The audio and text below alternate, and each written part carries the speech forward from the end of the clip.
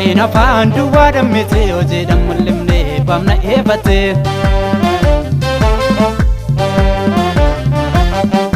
Amantiin afaan duwwaa dammite yoo jedhamu limnee baamna eebbate. Kiristaanummaan kun jireenya itti jiraanna hundumti keenya.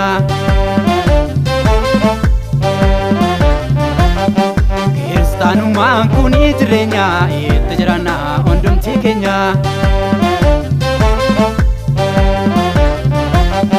Obboleessa kiristaanummaan kun jireenya itti jiraanna hundumti keenya. Obboleetti kiristaanummaan kun jireenya itti jiraanna hundumti keenya. Abbaa faatis kiristaanummaan kun jireenya itti jiraanna hundumti keenya. Addunyaa marti kiristaanummaan kun jireenya itti jiraanna hundumti keenya.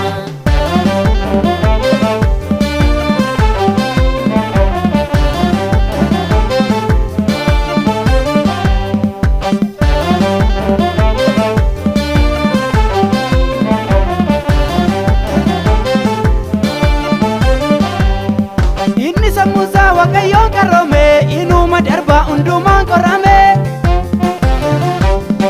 Karaa baay'eedhaan yoo daddarbame inuma mo'a gaarummaan dorgome. Akka Isxifaanoos osoo ajjeefamu diinota isaatiif kan araara waamu. Akka Daani'eel leenca sootaadu warra darbate waan gaarii ka yaadu. Kan akka Yoosef warruma jibbu nageenya dhaame ofiitti qabu. Karaa dhiifamaatiin kan guutame ammeenya irraa kan qulleeffame. Obboleessa kiristaanummaan kun jireenya itti jiraanna hundumti keenya. Obboleetti kiristaanummaan kun jireenya itti jiraanna hundumti keenya. Abbaa faatis kiristaanummaan kun jireenya itti jiraanna hundumti keenya. Addunyaa marti kiristaanummaan kun jireenya itti jiraanna hundumti keenya.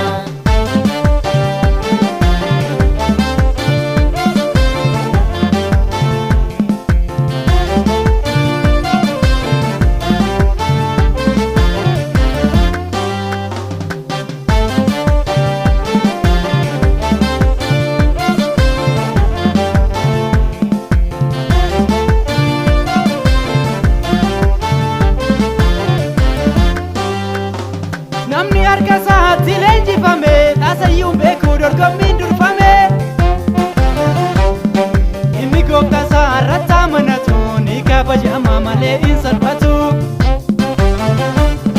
Baay'eetu jira kan akka Saamsoonii leenca kana ajjeesu irree harka isaatiin.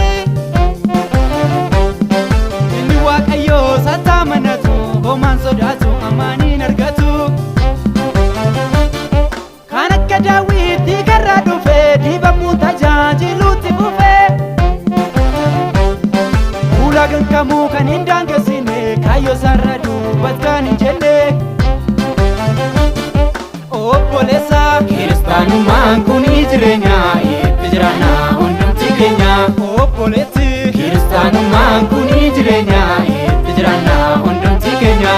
Abbaa faatis kiristaanummaan kun jireenya itti jiraanna hundumti keenya. Addunyaa marti kiristaanummaan kun jireenya itti jiraanna hundumti keenya.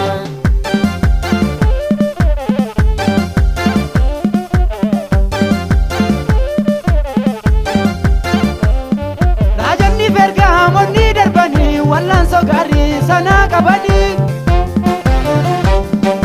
Amantii isaanii barsaa ta'anii wangeelaaf jecha wareegamanii. Gonfoo fudhachuuf nu eegaa jiru nutis dorgommicha yaa xumurru. Gooftaan hin abbaan firdii qajeelaa har'as hojii keenya ni madaala. Hundee kaa'amee Yesuus irratti yaa ijaaramnu akka ta'utti. Hojiin nama hundaa abiddaan qorrama firiinsa dhumaarra ilaalama. Obboleessa kiristaanummaan kun jireenya itti jiraanna hundumti keenya. Obboleetti kiristaanummaan kun jireenya itti jiraanna Abba Francis kiristaanummaan kuni jireenya itti jiraanna hundumti keenya addunyaa marti kiristaanummaan kuni jireenya itti jiraanna hundumti keenya